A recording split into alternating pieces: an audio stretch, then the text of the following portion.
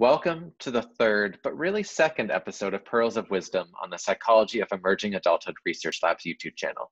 We're joined today by none other than Taryn Zeger, an indispensable research assistant in our lab. Okay, Taryn, for those who don't know you, tell us what you do in the lab and a little bit about what you do outside the lab. Well, firstly, thank you so much, Daniel, for having me and for that amazing introduction. I'm a research assistant in the Pearl Lab. I am responsible for studies about emerging adults, COVID-19, communication, stuff like that. And I'm a student outside of the lab. And how did you become interested in joining Pearl?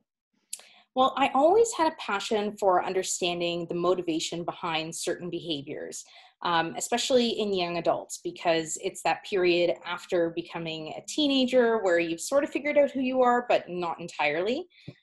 So I've always been passionate about just, understanding why people behave the way they do, and Pearl researched that entirely. So I knew I had to get involved. Taryn, are you an emerging adult? I am. I think I'm right on the end of the emerging adult spectrum, but I'm 24, so yes, I am. You're right in that range, absolutely. Yes. So Jeffrey Arnett, who originally coined the term emerging adulthood, said that there are 5 characteristics that define the period: identity exploration, instability, self-focus, feeling in between, and possibilities. Which one of these feels most true for you? Probably identity exploration. I think that it's just a time where you're figuring out the type of person you are or the person you want to continue to be. And what do you wish you knew about emerging adulthood when you were a teenager? Probably that it's not as easy as everyone makes it out to be. It's going to be challenging and it's going to be rocky sometimes, but you will get through it, and there is that light at the end of the tunnel. It's like with all those possibilities, there are also myriad challenges. Yes, absolutely.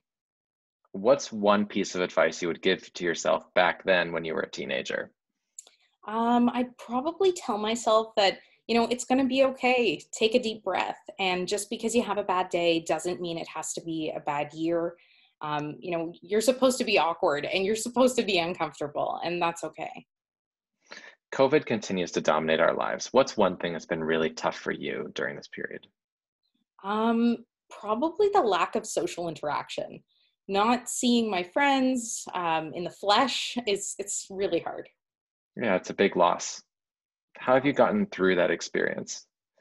Definitely making a point of having more teleconferencing sessions, whether that's over Zoom or Skype or, any other platform. I think it's important to connect with people, even if it's not in person. So my friends and I have been trying to get together almost weekly, just for a cup of coffee, even. Staying connected, however you can. Exactly, exactly. And what about your friends? What's one thing that's been really tough for them during this time? Probably doing school online. I think that while it's convenient not having to commute, I think it's really challenging to get to know your professors and your courses when everything's done over Zoom. So I think that would be the worst thing or biggest challenge. Yeah, it can be really isolating. How are they coping with that challenge? Um, hmm. Utilizing a lot of the resources that are available. So even though, not everyone is on campus physically, everyone's getting emails about various mental health supports and clubs that they can join just to support them during this time. Hmm. I would just add one thing to that, which is that it can be really helpful to have a scheduled get together or social with your friends or with your peers or your classmates, so that it's not a situation where everyone's waiting for someone to initiate that event. It can be really helpful to just have it weekly at a particular time. That's when everyone's available, that's when they get together, and then no one has to worry about who's taking care of it. It's just there for whoever needs it. I actually really agree with that. I think people do really well with routine and patterns. So, it'll just be easy if you have to be on Zoom at a certain time every week. Exactly. That routine becomes super important during really disruptive periods in life. It can be really grounding and stabilizing. So, Yeah, definitely. we've talked a lot about parents and emerging adults living together again, in part due to COVID. What's one piece of advice you would give to parents to help with this arrangement? One piece of advice I'd probably give to parents is to communicate with your emerging adults. Let them know what's going on in your life and ask about what's going on in theirs. And are you back home, Taryn? I am, yes. Okay. What's helping with your family right now?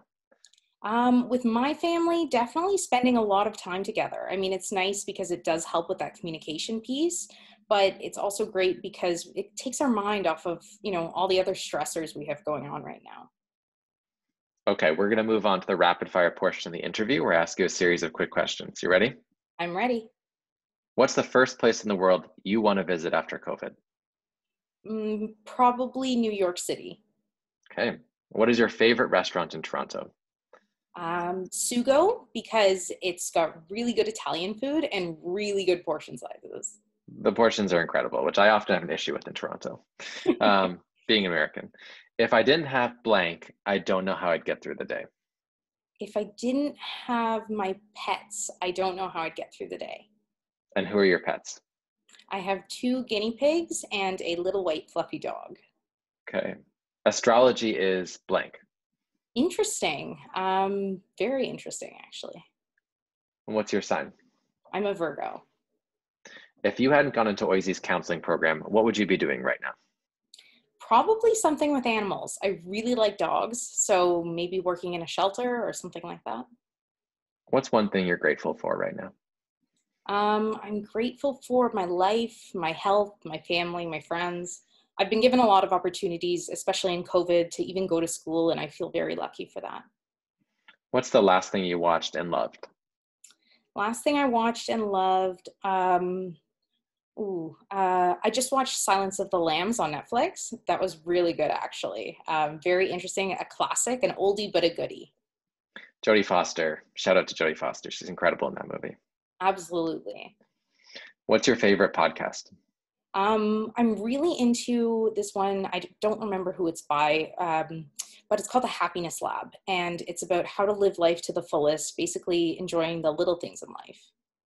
Something people don't know about you is Something people don't know about me is that I am legally blind, so my vision's not great, but I do have some of it. Taryn, thank you so much for going through this rapid fire round, for answering these questions, for doing this interview again. We appreciate it so much, and all the work you do for the lab. It's been really awesome having you be part of the team. My pleasure. I'm happy to help, and thank you so much, Daniel, for having me. Now, everyone else, please remember, please subscribe, please like this video. We've got a lot more exciting content coming, so stay tuned to Pearl's YouTube channel. Taryn, thank you again. Thanks so much.